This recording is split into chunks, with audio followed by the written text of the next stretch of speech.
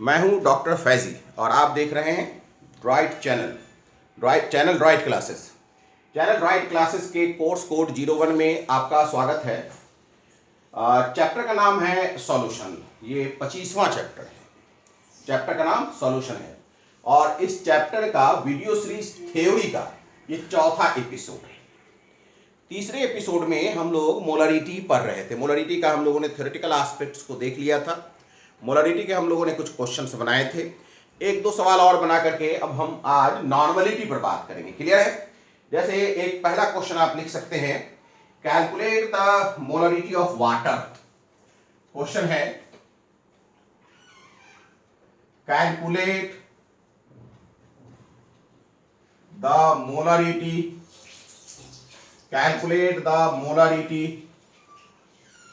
of water. Calculate the molarity of water. Calculate the molarity of water. Water के molarity को calculate करना है। Clear है? अब वाटर का मोलरिटी का मतलब कैसे कैलकुलेट होगा?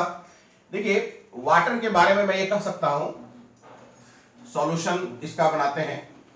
मैंने ले लिया कि 1 लीटर वाटर ले लिया, वॉल्यूम ऑफ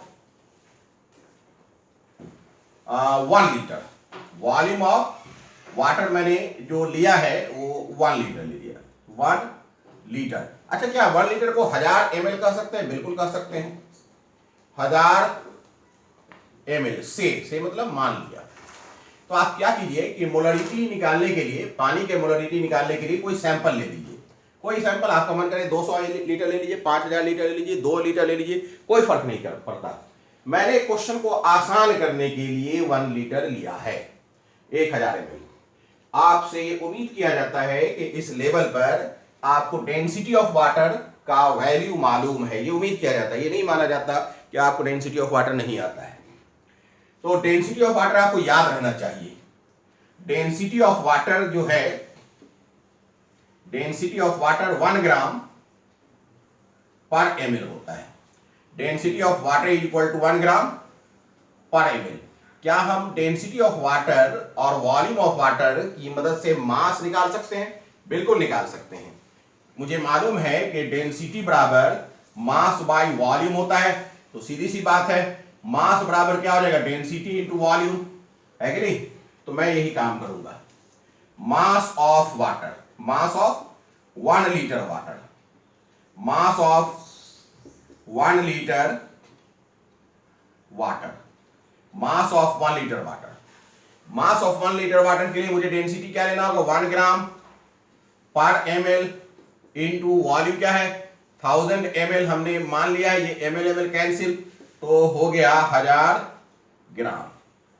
अब देखिए, पानी में कोई सॉलिड तो है नहीं, तो पानी में सॉलिड कोई नहीं है ना, तो पानी में वास्तव में सॉल्यूट पानी का खुद का मॉलिक्यूल है, यानी सॉल्यूशन भी है, सॉल्यूशन भी है, सॉल्यूट भी है, सॉल्वेंट भी है। ये मान करके हम लोग इस क्वेश्चन को सॉल्व करेंगे। सॉल्यूशन तो वॉल्यूम कितना है? 1000 ml। अगर सॉल्वेंट की बात करें तो निश्चित रूप से इसका वॉल्यूम कितना है? 1000 ml। सॉल्यूशन का, सॉल्वेंट का, मतलब कि ये पानी ही खुद सॉल्वेंट है, सॉल्यूट है, सब कुछ है। तो ऐसे कंडीशंस में हम लोग क्या करेंगे? मोलरिटी का एक बार फिर फार्मूला लगा देंगे। यहां पर याद रखिए, पानी जो है, पानी ही क्या है? सॉल्यूट है। पानी ही क्या है? सॉल्वेंट है। यानी कि आप कह सकते हैं 1 लीटर पानी में पानी ही घुला हुआ है, यही कह सकते हैं। तो अगर हम मोलरिटी की बात करें तो आप बताइए नंबर ऑफ मोल कितना हो जाएगा? कितना लिया है हमने? 1000। वेट की बात करें, 1000 ग्राम है ना, अपॉन मोलर मास कितना हो जाएगा? 18 इंटू वॉल्यूम कितना है? 1000, और 1000 है, ml में ले रहे हैं तो ऊपर भी 1000 से गुना करना पड़ेगा, है कि नहीं? ये और ये कैंसिल, बराबर कितना हुआ? 1000 अपॉन 18। या इसे सॉल्व करिए, 2 9 या 18, ये क्या हो जाएगा? 500। अब हम इसे सॉल्व करते हैं। देखिए, 9 से 500 को डिवाइड करिए, 9 पचे 45, 5 50, 9 पचे 45, 5.50 यानी 55.5। तो इसका वैल्यू आ जाएगा 55.5, ठीक है, मोल पर लीटर। 55.5 मोल पर लीटर, ये तो आपने कर ही लिया। 55.5 मोल पर लीटर, 55.5 मोल पर लीटर। तो इस तरीके से आप अगर चाहें तो मोलरिटी ऑफ वाटर निकाल सकते हैं। एक और क्वेश्चन देखें, फिर नॉर्मलिटी की बात की जाएगी। एक और क्वेश्चन देख लिया जाए, फिर नॉर्मलिटी की बात की जाएगी। नेक्स्ट क्वेश्चन है the density of 3m solution of sodium thiosulphate. Question है the density of 3m solution of sodium thiosulphate Na2H2O3, इसे हाइपो भी बोलते हैं, ठीक है। The density of 3m solution of sodium thiosulphate is 1.25 gram per ml, full stop, ठीक है। Find the weight of Na2H2O3, find the weight of Na2H2O3 in 1 liter solution, in 1 liter solution। क्या भाई, 1 litre solution में आपको बताना है, 1 litre solution में के वेट किसका, Na2H2O3 का वेट कितना है। Find the weight of Na2H2O3, wait of Na2H2O3 आपको बताना है ना, किसमें, 1 लीटर सॉल्यूशन में। सॉल्यूशन क्या है, सॉल्यूशन है Na2H2O3 का सॉल्यूशन है। अगर कुछ ना दिया हुआ हो तो पानी ही माना जाता है सॉल्वेंट, क्लियर है। 3m का मतलब है मोलारिटी इसका 3m बताया जा रहा है, मोलारिटी इसका 3m बताया जा रहा है, क्लियर हो गई बात। तो आपको बताना है कि 1 लीटर में कितना वेट है। अब देखिए बड़ा आसान सा है, 1 लीटर बता रहा है ना, 1 लीटर, तो आपको बताइए इसमें इसकी जरूरत ही नहीं पड़ रही है। 1 लीटर का मतलब क्या हो गया, 1 लीटर में, 1 लीटर सॉल्यूशन में 3 मोल क्या है, 3m। भाई सॉल्यूशन बनाइए, 3m Na2H2O3 सॉल्यूशन।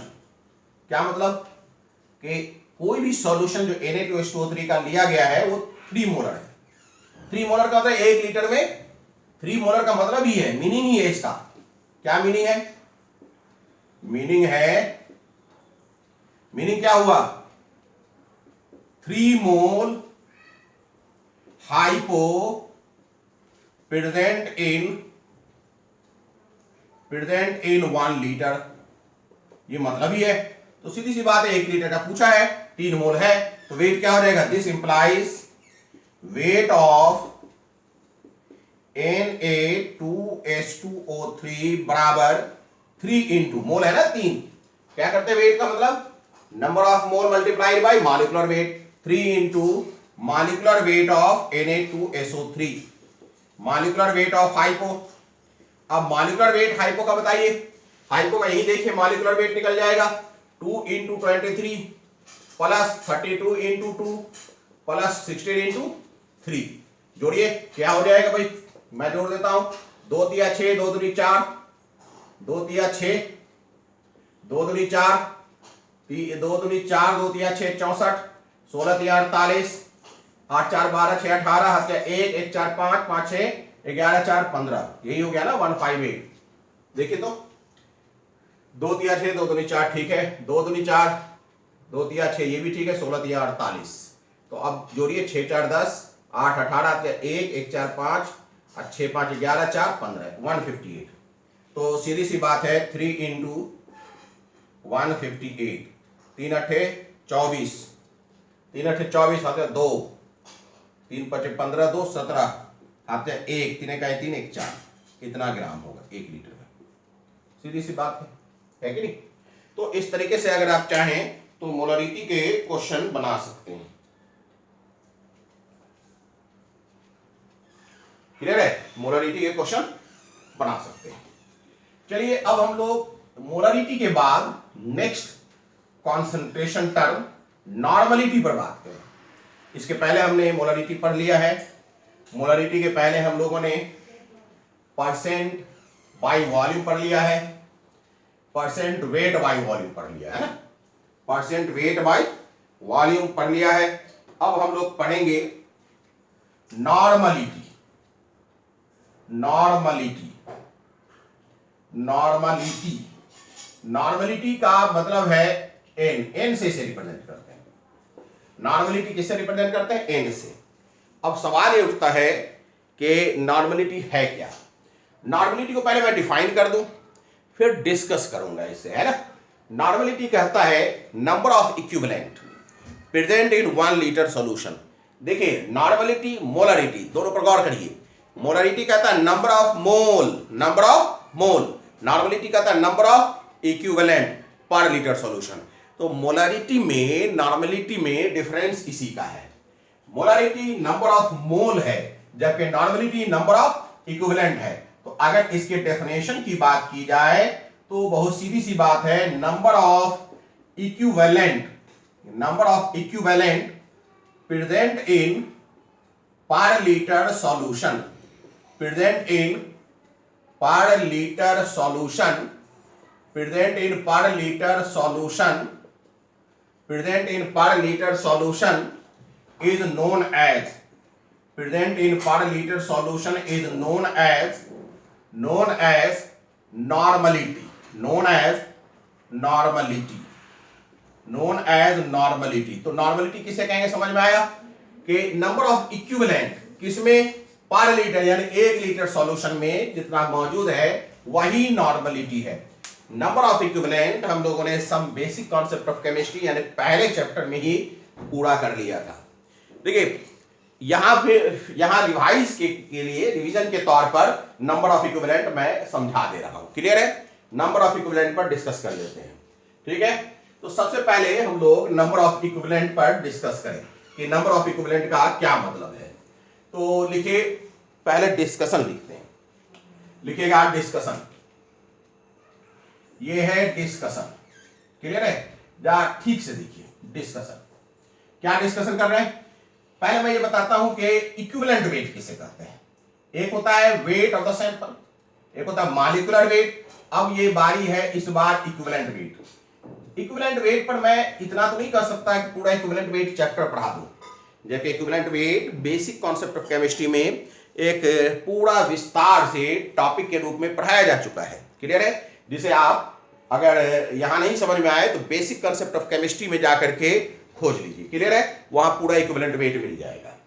तो अगर हम इक्विवेलेंट वेट की बात करें तो इक्विवेलेंट वेट का एक फार्मूला है, क्या है? मॉलिक्यूलर मास, या आप लिख लीजिए इक्विवेलेंट वेट, हाँ मॉलिक्यूलर मास लिखिए, मॉलिक्यूलर मास। क्लियर है? Upon N factor, molecular mass upon N factor, molecular mass upon N factor. ये एन फैक्टर क्या है भाई, समझिएगा। I am telling about equivalent weight, not number of equivalent. अभी ये इक्विवेलेंट वेट है तो उसका मैंने एक फार्मूला बताया, molecular mass upon N factor. What is N factor? N factor क्या है ये समझें आप। Molecular mass upon N factor, it is the formula of equivalent weight. आप कहीं भी इक्विवेलेंट वेट निकालना हो तो जिस कंपाउंड का निकालना हो उसका मॉलिक्यूलर मास ले लीजिए और एन फैक्टर से डिवाइड कर दीजिए। मामला तब दिक्कत में आ जाता है जब मुझे एन फैक्टर पता लगाना पड़ता है। एन फैक्टर क्या है? अगर एटम हो, अगर एटम हो, ठीक है, तो valency, N factor is equal to valency, N factor is equal to valency, N factor is equal to valency. इसे हम वैलेंसी फैक्टर भी कहेंगे, इसे हम वैलेंसी फैक्टर भी कहेंगे, इसे हम वैलेंसी फैक्टर भी कहेंगे अगर एटम है तो। अगर मॉलिक्यूल है, अगर मॉलिक्यूल है तो, अब मॉलिक्यूल कैसा मॉलिक्यूल? अगर मॉलिक्यूल आयनिक है, क्लियर है, तो उसमें कैटायन या एनायन पर पॉजिटिव या नेगेटिव चार्ज है ना, मॉलिक्यूल अगर है तो, मॉलिक्यूल है तो एन फैक्टर क्या हो जाएगा, N factor is equal to magnitude, I am telling magnitude, यानी कि निशान देने की जरूरत नहीं है, साइन से मतलब नहीं है, magnitude of total positive charge, magnitude of total positive charge, total positive charge of total cation, total cation या टोटल नेगेटिव चार्ज या total negative charge of total anion, अगर मॉलिक्यूल है तो ये कब होगा एन फैक्टर, ऑब्वियसली अगर हम कैटायन एनायन चार्ज की बात कर रहे हैं तो किसके लिए है, फॉर आयनिक कंपाउंड हो जाएगा, फॉर आयनिक कंपाउंड है कि नहीं, फॉर आयनिक कंपाउंड, तो बात ये आती है तो आयनिक कंपाउंड की होगी, लेकिन अगर सपोज दैट आयनिक कंपाउंड ना हो, कोवलेंट कंपाउंड हो, यानी जनरल हो, कोई भी दूसरा कंपाउंड हो, तो आप क्या करेंगे, चेंज इन ऑक्सीडेशन नंबर पर मोल, एन फैक्टर क्या हो जाएगा, एन फैक्टर मॉलिक्यूल के ही अंदर अगर बात की जाए तो change in oxidation number CON, change in oxidation number पर मोल इन गिवन रिएक्शन, पर मोल इन गिवन रिएक्शन, पर मोल इन गिवन रिएक्शन, जो रिएक्शन, भाई आप एन फैक्टर तो तभी तलाशेंगे ना जब कोई रिएक्शन हो रहा होगा, तो चेंज इन ऑक्सीडेशन नंबर पर मोल गिवन रिएक्शन में देख लेंगे, क्लियर है। अगर एसिड है, यहां तक हो गया, अब इसके बाद मिटा कर लिखेंगे है ना, आप लोग अपने कॉपी पर आगे बढ़ा के लिखेगा। चलिए अब हम बात करते हैं कि अगर एसिड है, अगर एसिड है तो क्या होगा, एसिड का अगर मामला है, अगर एसिड है तो एसिड में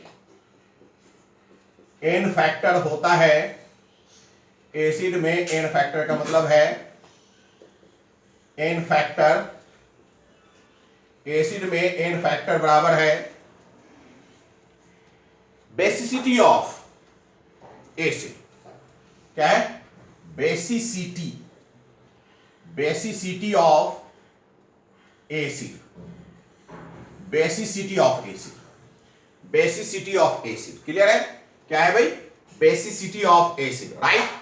अच्छा एक मिनट, इसे हम ये भी लिख सकते हैं, number of replaceable, number of replaceable, number of replaceable hydrogen atom, ये एन फैक्टर है।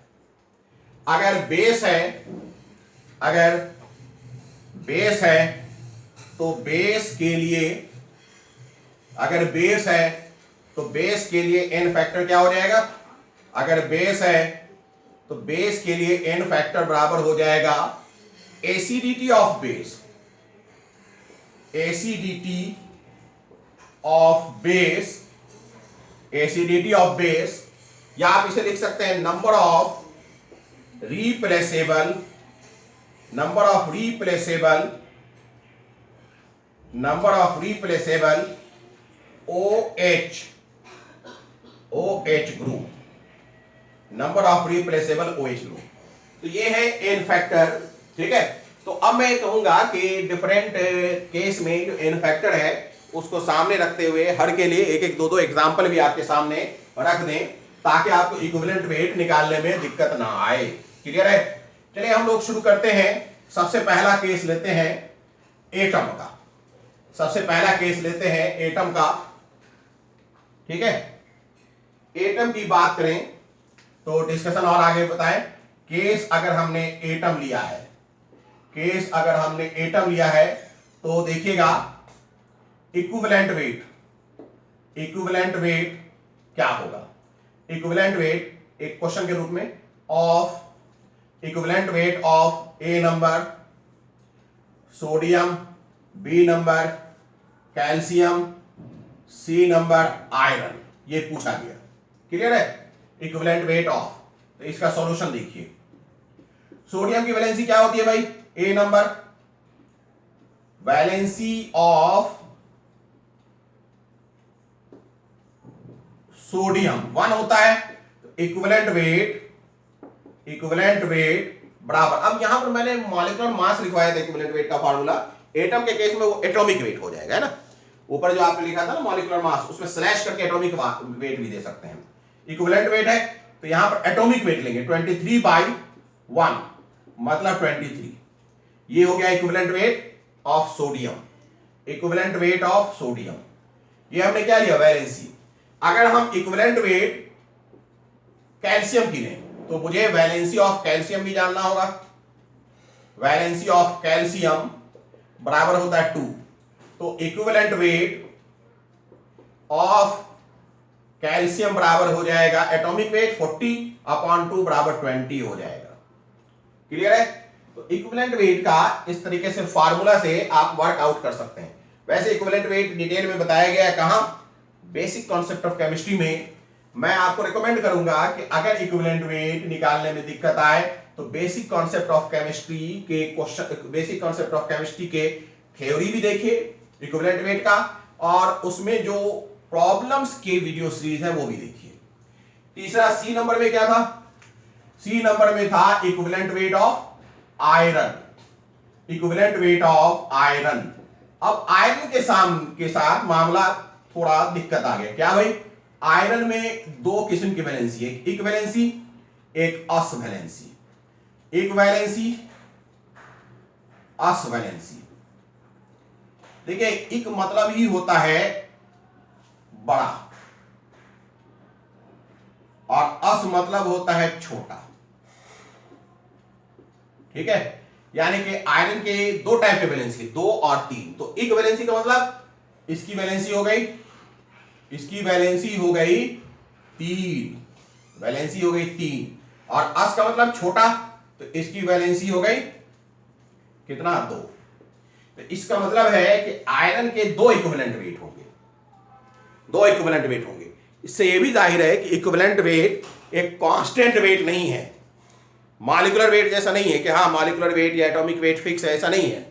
ये डिपेंड करेगा रिएक्शन पर, ये डिपेंड करेगा कंडीशंस पर, ये डिपेंड करेगा कि एटम किस कंडीशन में है, किस कंपाउंड में, किस हालत में है। अगर कंडीशंस आयरन का सपोज दैट अस वैलेंसी के रूप में, यानी वैलेंसीज की 2 है, FeCl2, समझिए FeCl2 में आयरन की वैलेंसी 2 है तो वहां अस वैलेंसी, और FeCl3 में आयरन की वैलेंसी 3 है, वहां इक वैलेंसी। तो दोनों केस में इक्विवेलेंट वेट फर्क आ जाएगा। इक्विवेलेंट वेट एक कांस्टेंट टर्म नहीं है। क्लियर है? तो अगर हम यहां पर इक्विवेलेंट वेट की बात करें तो इक्विवेलेंट वेट ऑफ आयरन जो है 2 हो जाएगा। एक क्या हो जाएगा? पहला केस इक की बात करें तो 56/, यानी इक्विवेलेंट वेट क्या हो जाएगा ऑफ आयरन बराबर 56/3, अपना सॉल्व करिए। और दूसरे में 56/2, अपना सॉल्व करिए। ये समझा आपने? ये जो है इक के लिए है और ये किसके लिए है? अस के लिए है। तो एटम के केस में अगर बात की जाए, ठीक है, एटम के केस में बात की जाए तो ये 2 किस्म के इक्विवेलेंट वेट की बात की जा सकती है। क्लियर है? तो इस तरीके से हमने इक्विवेलेंट वेट एटम का देखा। अब मॉलिक्यूल का देखें, है ना। हम लोग अपने डिस्कशन को अभी जारी किए हुए हैं। हमारा टारगेट क्या है? नॉर्मेलिटी जानना। और नॉर्मेलिटी में एक टर्म आ गया हमारे पास equivalent weight, number of equivalent. Number of equivalent को क्लियर करने के लिए इतना डिस्कशन किया जा रहा है। हालांकि ये 12th क्लास में के बच्चों को, यानी 12th क्लास में जो बच्चा आ चुका है या जो 25th चैप्टर पढ़ रहा है, उससे ये उम्मीद किया जाता है कि आपने फर्स्ट चैप्टर पढ़ रखा है और फर्स्ट चैप्टर में ये सारी बातें हो चुकी हैं। कितना हो चुका है? विस्तार से। कितना विस्तार से? इतना विस्तार से कि अगर कोई शुरू से लेकर पूरा पढ़े तो कहीं कोई दिक्कत नहीं आएगी। अगर उस चैप्टर के वीडियो सीरीज आपने क्वेश्चंस के भी बनाए हैं, प्रॉब्लम्स के भी बनाए हैं, तब तो और अच्छी बात है, तब तो कोई दिक्कत ही नहीं आनी चाहिए। ठीक है? लेकिन फिर भी मैं यहां 25th चैप्टर में थोड़ी सी बात और कर लूं।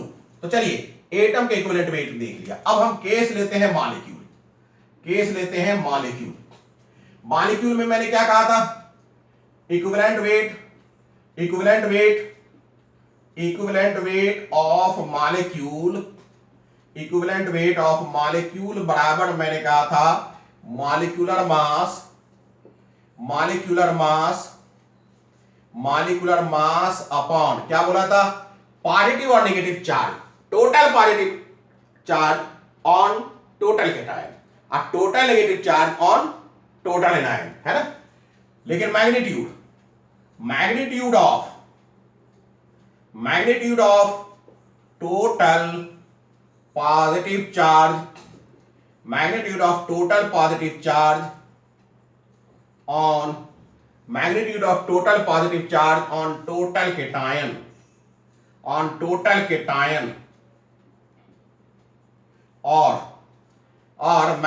ऑफ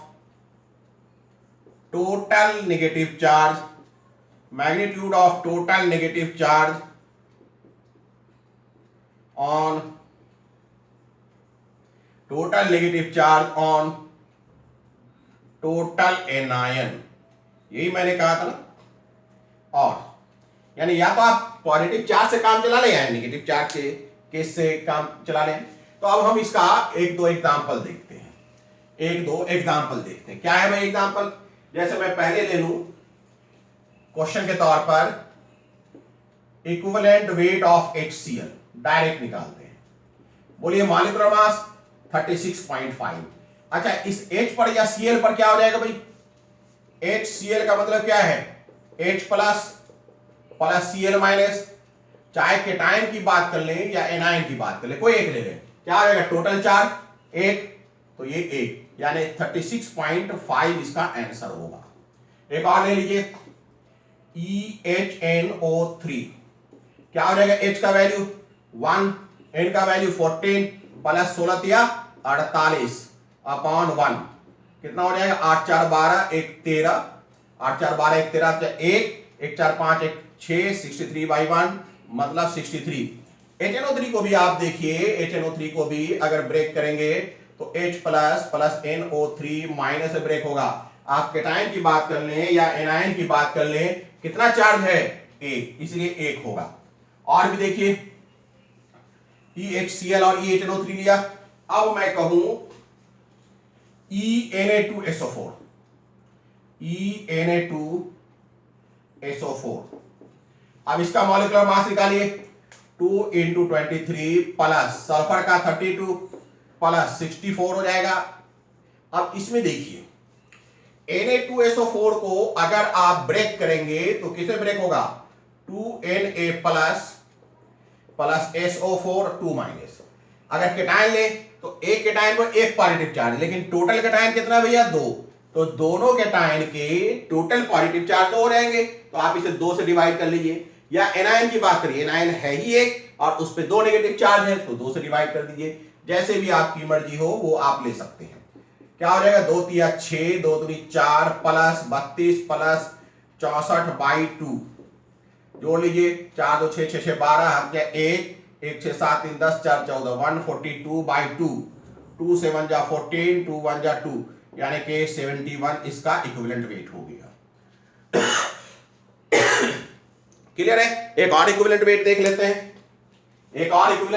लेते हैं, अगर हम इक्विवेलेंट वेट Na2SO4 की जगह मैं देख लेता इक्विवेलेंट वेट CaCO3, कुछ भी देख लीजिए, जहां कैटायन एनायन की बात हो आप आराम से देख लीजिए। इक्विवेलेंट वेट ऑफ CaCO3, बताइए कैल्शियम का कितना, कैल्शियम कार्बोनेट का याद ही रखना चाहिए 100 होता है, 100/2 हो जाएगा यानी 50, क्यों भाई 2 हो जाएगा। CaCO3 जब भी ब्रेक करेगा Ca2 प्लस CO3 2 माइनस से टूटेगा, चाहे कैटायन ले ले या एनायन ले ले, दोनों में 2 ही पॉजिटिव या 2 नेगेटिव होगा। और मुझे साइन नहीं लेना है, तो 2 पॉजिटिव लिखते हुए पॉजिटिव निशान नहीं लगाना है या नेगेटिव लिखते हुए नेगेटिव निशान नहीं लगाना है, सिर्फ मैग्नीट्यूड लेना है। तो इस तरीके से अभी आपने क्या देखा, इक्विवेलेंट वेट निकालने का तरीका देखा। एटम में देख लिया आपने, क्या देखा मॉलिक्यूल में भी आयनिक कंपाउंड का देख रहे हैं। अभी और भी हम लोग एग्जाम्पल देखेंगे, लेकिन हम लोग करते क्या है कि सिर्फ हाफ एन आवर से लेकर 30 से 40 मिनट्स का ही वीडियो बनाते हैं, इसलिए इसी चीज को आगे हम लोग नेक्स्ट वीडियो यानी कि VSTF 05 में देखेंगे। क्लियर है? अभी आप इसे देखिए, उसके बाद तुरंत उसको कंटिन्यूटी में देख लीजिए। क्लियर है? मैं ये कहता हूं कि हमेशा एक वीडियो सीरीज मत देखा कीजिए, जब भी देखा कीजिए 2-3 जितने आपका स्टैमिना है उस हिसाब से देखिए। तो नेक्स्ट वीडियो में यहीं से हम लोग आगे बढ़ेंगे। क्लियर है? आपको वीडियो पर यही लिखा हुआ भी मिलेगा। ठीक है? उसके बाद हम लोग आगे बढ़ेंगे। ठीक है? अगर आपको वीडियो पसंद आ रहा हो, लाइक शेयर सब्सक्राइब वगैरह करिए। क्लियर है? अच्छा, डिस्क्रिप्शन बॉक्स में मैंने व्हाट्सएप नंबर भी दे रखा है। ठीक है? उस व्हाट्सएप नंबर पर आप अपना सजेशन भेज सकते हैं या आप अपने रिक्वायरमेंट भेज सकते हैं। क्लियर है? आप उस व्हाट्सएप नंबर से मेरे साथ कांटेक्ट में बने रह सकते हैं। मैं आपके हर रिक्वायरमेंट या हर सजेशंस पर काम करूंगा। क्लियर है? चलिए, तो इसी के साथ लाइक शेयर सब्सक्राइब करिए। Good day.